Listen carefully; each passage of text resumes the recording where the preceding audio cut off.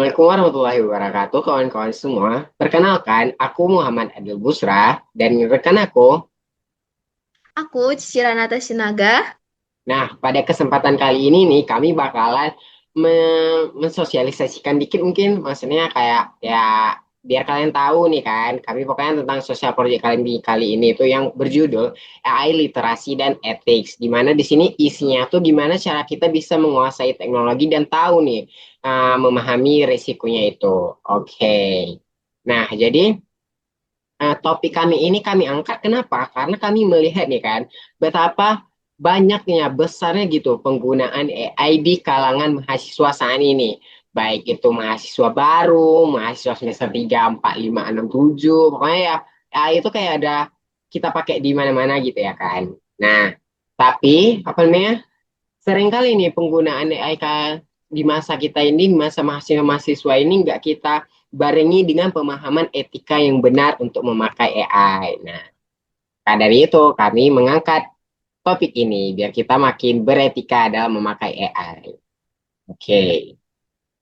Nah, soalnya ini teman atau ancaman. Jadi seperti yang kita tahu, AI yang kita pakai, AI yang ada di sekarang ini tuh banyak banget ya. Salah satunya kayak Gemini, ChatGPT, Claude, Black Box, bahkan ada juga DeepSeek atau apalah gitu. Banyak pakainya ya. Nah, dan kita juga tahu kok misalnya AI generatif saat ini tuh udah jadi kebutuhan pokok dari mahasiswa itu sendiri. Oke, kita semua setuju nih kan kok misalnya kehadiran AI ini tuh udah ubah nih cara kita belajar itu gimana. Nah, bagi mahasiswa kita ini ya AI itu bukan lagi yang baru, bukan lagi hal yang mewah, bukan lagi hal yang keren gak sih, tapi udah jadi kayak kebutuhan kita, udah jadi alat alat esensial kita gitulah. Pokoknya kita udah pakai buat cari ide, kita pakai buat angku materi, kita pakai untuk bantu codingan kita, untuk cari nebak-bak di codingan kita, errornya di line mana gitu ya kan. Nah, ya itulah dia kita bisa bantu riset, brainstorming dan juga efisiensi waktu daripada tugas kita. Cuman apa namanya? Pertanyaannya nih, muncul nih pertanyaannya. Bisa nggak kita mengendalikan AI? Atau kita nih yang mulai dikendalikan sama AI, sama kemudahan AI itu? Kenapa? Karena poin ketiga, penggunaan tempa literasi sama dengan ketergantungan dan pelanggaran etika. Nah, itulah yang terjadi saat ini. Kenyataan ini menuntut kita nih untuk punya skill yang baru, yaitu apa? Literasi AI. Jadi bukan cuma bisa pakainya, tapi juga bisa nih kita paham gimana nih cara kita memakainya gitu dan juga paham akan batasan-batasan dalam memakainya. Nah, selanjutnya kita lihat nih tantangan etika dari dunia akademik ini sendiri. Nah, uh, apa namanya AI ya? Sayang sih sebenarnya. Kenapa? Karena AI ini kan teknologi yang sangat bagus ya untuk kita, ada pemudah kita ya. Cuman adopsi teknologi AI ini seringkali nih cepat menimbulkan masalah serius di dunia akademik ini sendiri. Nah, kami, aku dan juga Kak Cici ini menyoroti tiga tantangan yang paling utama, yaitu apa? Plagiarisme tersembunyi, di mana ini integritas akademik ya, banyak atau mahasiswa-mahasiswa yang terjebak plagiarisme karena kopas mentah-mentah tuh dari AI. Nah, AI yang ngasih kopas, AI yang ngasih kopas tanpa ada ngecek ulang, tanpa ada parafrase gitu ya. Gitulah ya, mengklaim hasil AI sebagai karya tersendiri. No, no, itu sangat plagiarisme ya guys ya. Nah, poin yang kedua itu adalah bias dan halusinasi. Nah, kadang AI ini bisa aja ngasih jawaban-jawaban yang tidak objektif, yang nggak jelas, yang datanya itu palsu, atau mungkin bahkan bias gender atau ras. Jadi dia mungkin agak menyudutkan suatu gender atau menyudutkan suatu ras. Nah, ini tuh sangat berbahaya ya, karena ini etikanya gimana coy, kasih data palsu gitu ya kan. Nah, poin yang ketiga itu adalah bagian privasi. Oke, itu nggak perlu lagi kita kasih tahu lah ya. Kenapa? Karena sejujurnya banyak dari kita-kita ini, banyak dari mahasiswa-mahasiswa ini yang kurang nih kesadaran kalau misalnya dari data yang kita masukkan ke AI itu bisa jadi konsumsi publik. Contohnya apa? Ya kita bilanglah sendiri foto kita. Karena kita sering nggak sih upload foto kita, terus bikin prompt ini itu biar keren, biar hits, ikut tren gitu ya kan. Padahal kan itu bisa jadi resiko kebocoran data pribadi kita itu untuk server publik. Bisa jadi nanti kok bisa foto aku ada di lain, padahal kita sendiri itu yang bocorin ke AI. Dan juga bukan cuma foto sih, bisa aja orang kayak NIM. Nah, NIM bisa juga kayak nama tanpa tanggal lahir. Kan itu lumayan sensitif nggak sih? Oke, karena itu semoga dalam proyek kami kali ini tuh bisa nih kawan-kawan yang nonton ini bisa tahu nih untuk gimana batasan-batasan dalam BI. Terus uh, yang nonton nih akhirnya berdapat nih kesenjangan antara kemampuan teknis dan kesadaran etis ini bisa dijembatani lah, bisa kami bantu lah gitu kan di antara kemampuan teknis, kemampuan dalam memakai AI dan juga cara memakai AI yang baik dan benar gitu. Nah, oke, mungkin untuk selanjutnya boleh nih Kak Cici yang menjelaskan. Silakan Kak Oke, Cici. terima kasih Adil.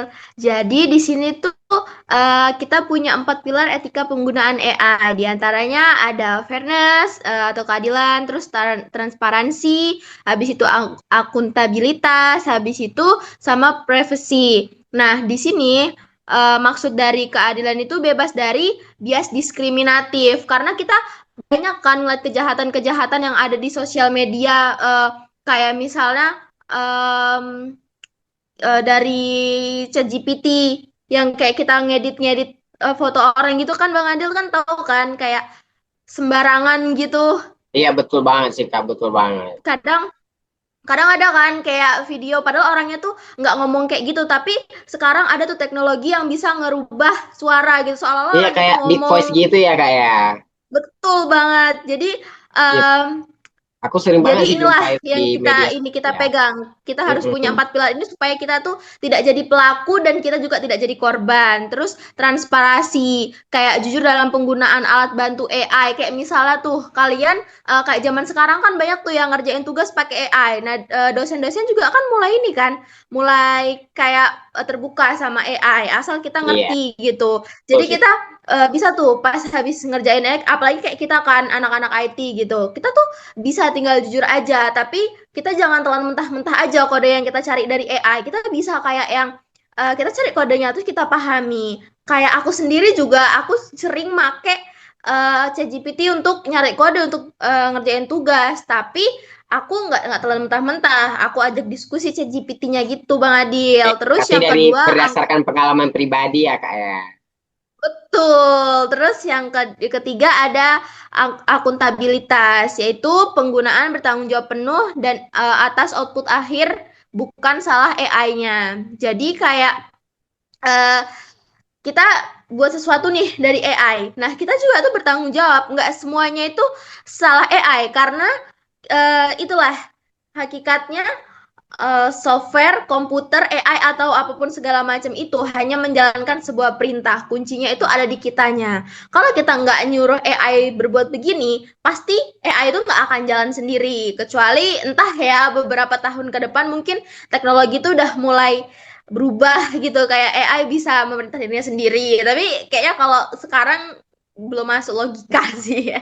Iya, betul. Terus Betul, terus yang selanjutnya privacy. Ini kayaknya mungkin semuanya udah tahu ya masalah privacy. Karena privacy itu di mana-mana ada. Kayak kita nggak usah pakai AI pun ada yang namanya privacy gitu kan di kehidupan sehari-hari kita udah nggak asing lagi sama yang namanya privacy.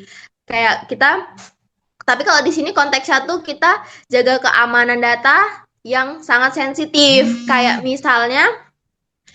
misalnya tuh em, kita nggak nyebar data orang sembarangan, terus kita juga nggak nyebar data kita sembarangan, karena itu juga termasuk privacy kan, data-data kita kayak alamat rumah, terus identitas diri yang ada di KTP, karena itu bisa disalahgunakan. Kalau misalnya ada orang jahat kayak alamat rumah tuh, kalau misalnya ada orang yang niat berbuat jahat sama kita, bisa tuh dilacak alamat rumah kita. Terus pas kita nggak di rumah kita nggak ada siapa-siapa, kita sendirian, bisa tuh orang-orang itu eh, datang ke rumah kita, nyerang kita. Terus kita, kalau kita lagi sendiri mau minta tolong ke siapa gitu kan. Itu contoh kecilnya. Kalau masalah kayak gitu tuh sebenarnya banyak banget contoh masalah privacy. Kalau di sini kita cuma menjelaskan hanya seuprit lah ibaratnya gitu Bang Adil. Oke, Kak.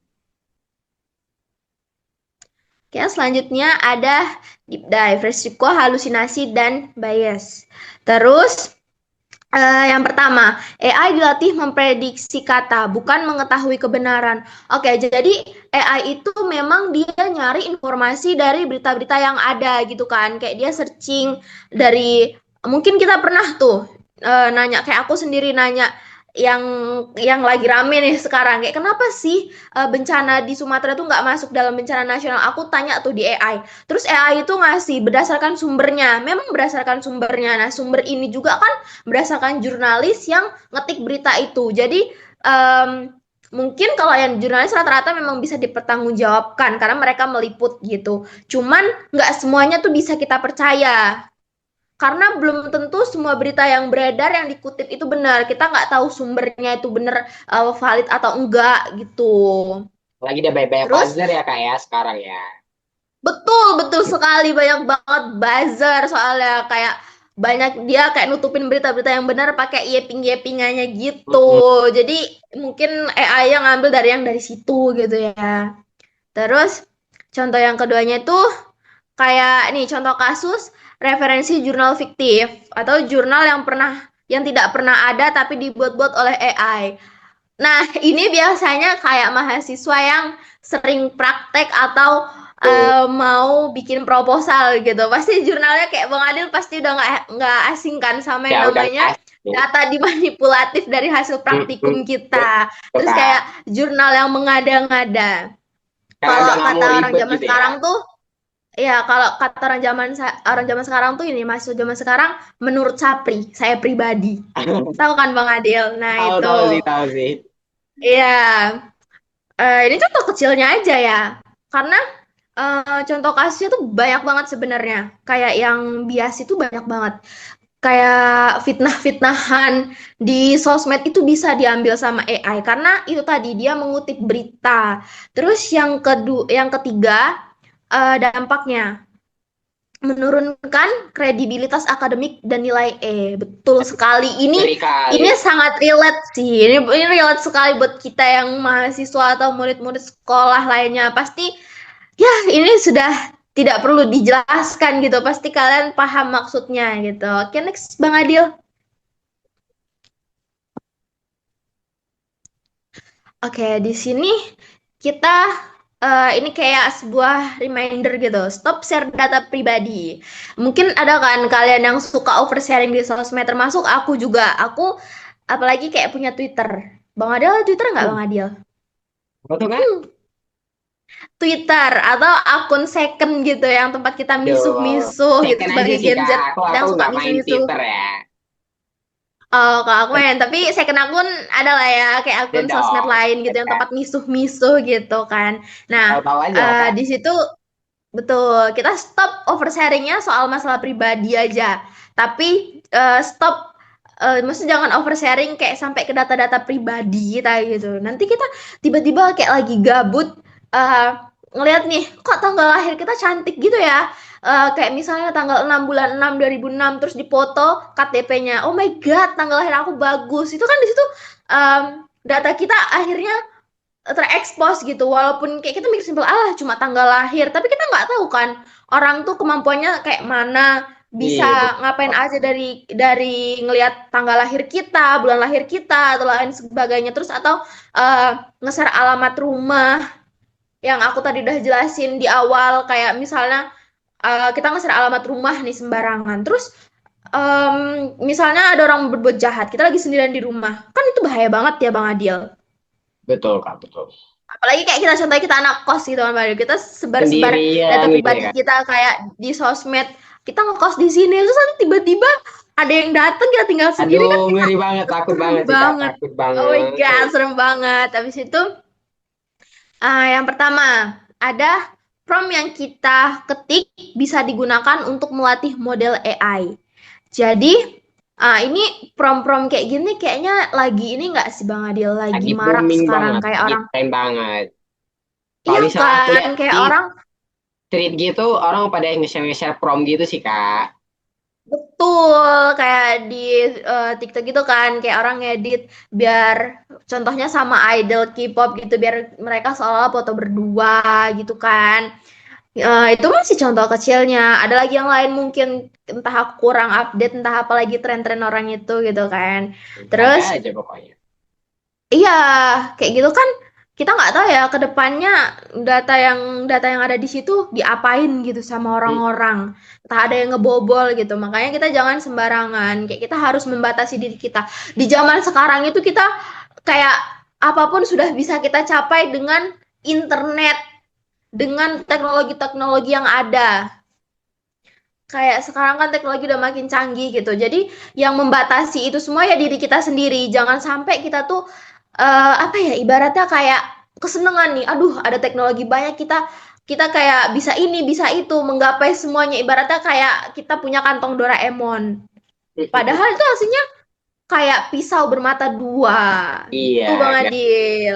dari banget. Yang ngeri banget kan. Terus yang kedua, nih, jangan masukkan NIK atau data KTP, alamat rumah, atau internal atau rahasia kampus atau kantor. Kayak NIK, data KTP itu kan bisa dilacak ya Bang Adil. Kayak ada apa aja nih gitu. Terus yang kedua, alamat rumah ini, alamat rumah tadi udah aku singgung 2 kali.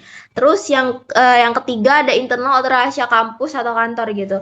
Kayak ini tuh lebih merugikan kedua belah pihak sih sebenarnya yang rugi ya Bang Adil kayak Iya. kampus atau kantor jadi citranya buruk terus kita juga punya citra buruk di kantor terus kita juga bisa kehilangan pekerjaan atau kita di DO dari kampus. Aduh, takut banget si Dewi itu.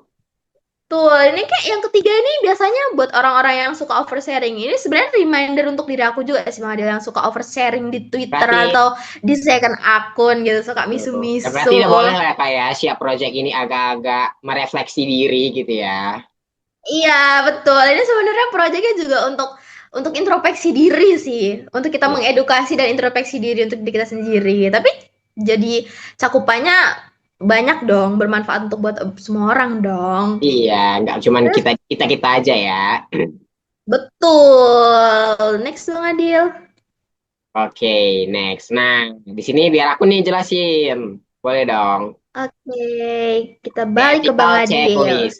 Cek 4 hal ini sebelum sebelum apa nih? Sebelum submit tugas. Oke, jadi bisa nih kawan-kawan kita lihat nih.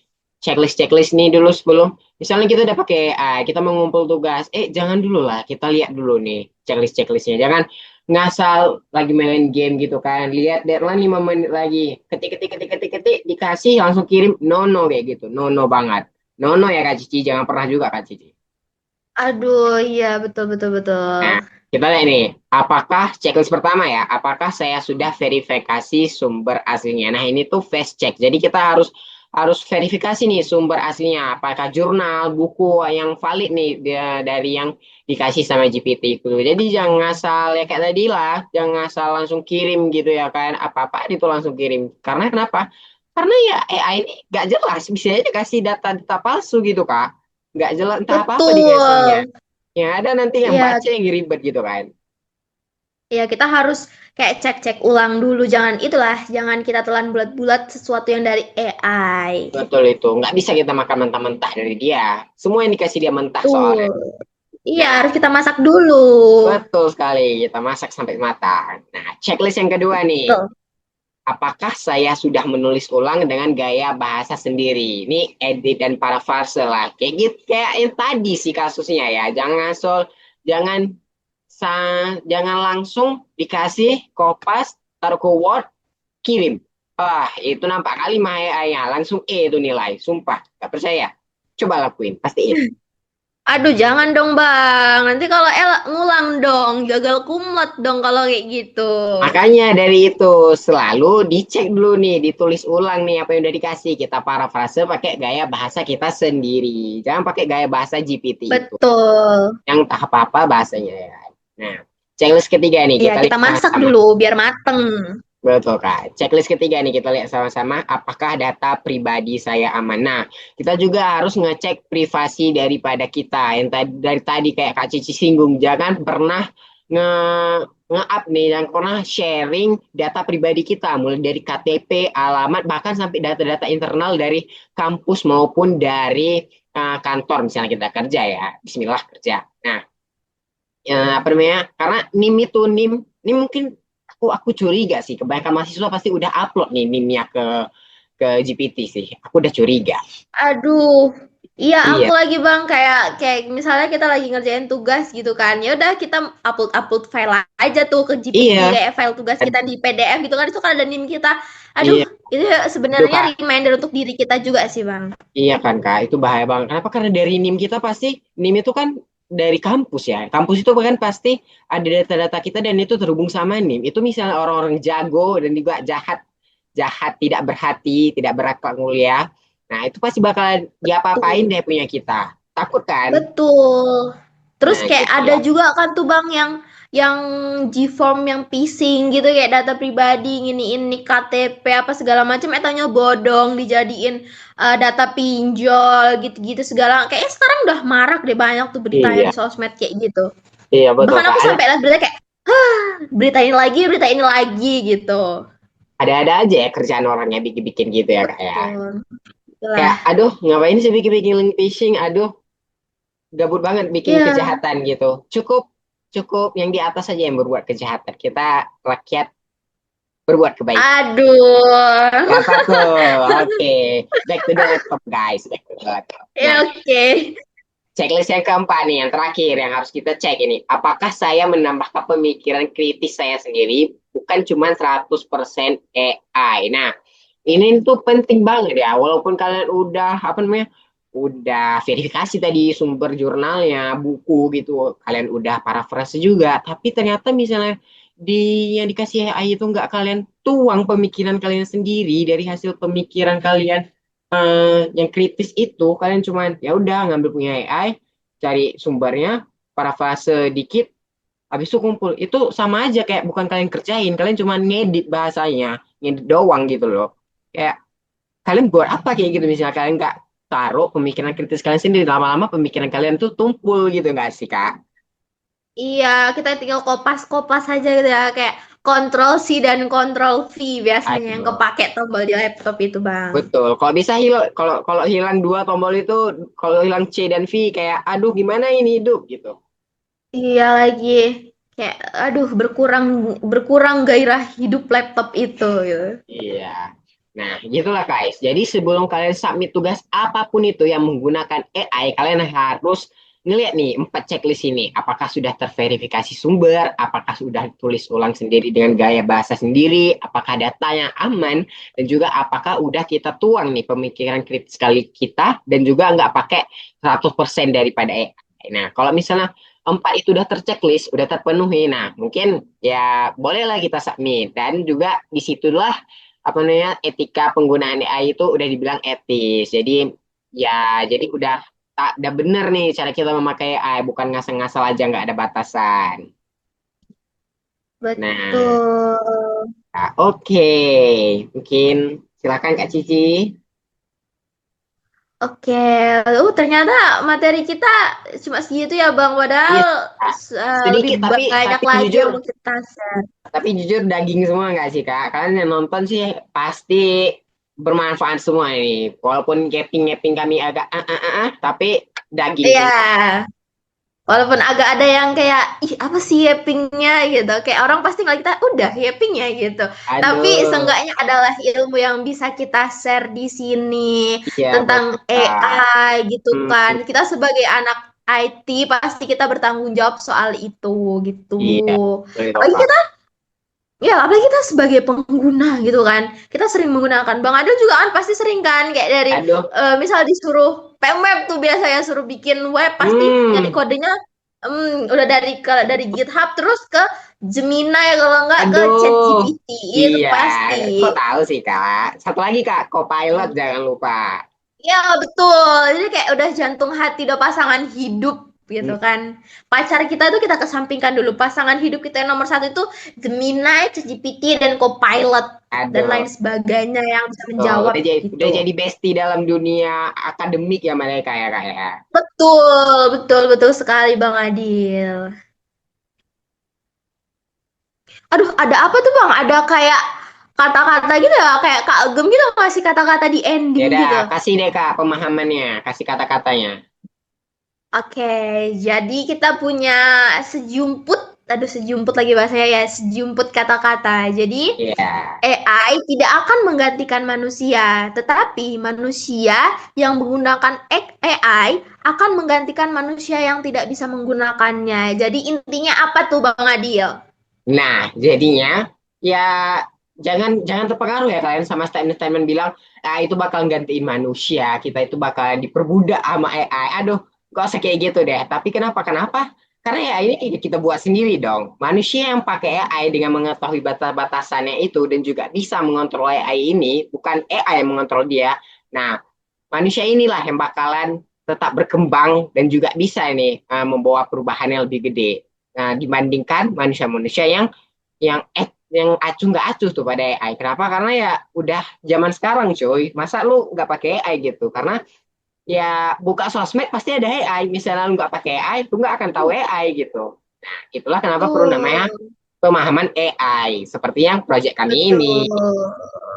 Jadi Oke. kita kayak nggak harus menutup diri kali dan Enggak. kita juga jangan yang terlalu terbuka kali sampai nggak tahu batasan. Jadi intinya di Mm-mm. tengah-tengah gitu lah ya Bang Adil. Iya. Kita tahu batasan, kita tetap mengikuti perkembangan zaman. Itu nggak bagus juga ya kalau kita ketinggalan zaman. Masa iya udah banyak ya teknologi kayak zaman aku dulu tuh SMA ada Brandly kan namanya Bang. Nah sekarang kan anak-anak pasti udah taunya AI gitu. Masa iya aku di saat yang lain udah pakai AI, aku masih pakai Brandly yang kalau Aduh. misalnya kita ini ada saya menurut Wikipedia gitu-gitu kan Bang. Terus di akhir statementnya bakal ada apa namanya bakal ada ini dong Kak, yang maaf kalau salah gitu. Iya, aduh, apa tuh? Apa tuh? Eh, oh, closing ini ya, closing statementnya gitu. Iya ya closing statementnya. Maaf kalau salah, maaf kalau salah gitu. Gitu sih Kak. Oke, mungkin itu aja ya Kak ya dari kita ya Kak ya. Oke, Oke, ini satu lagi sih pesan dari kami ya. Gunakan AI itu sebagai asisten, bukan joki gitu. Jadi jangan menyerahkan 100% betul. kepada AI, oke? Dia pun nggak mau dijadikan joki. Ngasihnya ngasal-ngasal soalnya. Jadi kan dia sebagai Iya, asisten aja, tempat kita bertanya apabila memiliki kesulitan gitu. Oke, mungkin ya sekian dari proyek kami ini. Semoga kalian pada nonton ini bisa makin paham nih, bisa makin bagus dalam menggunakan AI, bisa mengetahui batas-batasannya, kemudian menjadi responsible AI citizen. Gitu sih. Oke, bye-bye. betul. See you next Bye-bye time guys. maybe. See you Bye-bye. next project. Aduh, semoga tidak ada Yeay. lagi. Dadah. Yeay. Selesai. Stop share. Bye-bye. Akhirnya satu project selesai. Yeay. Hits.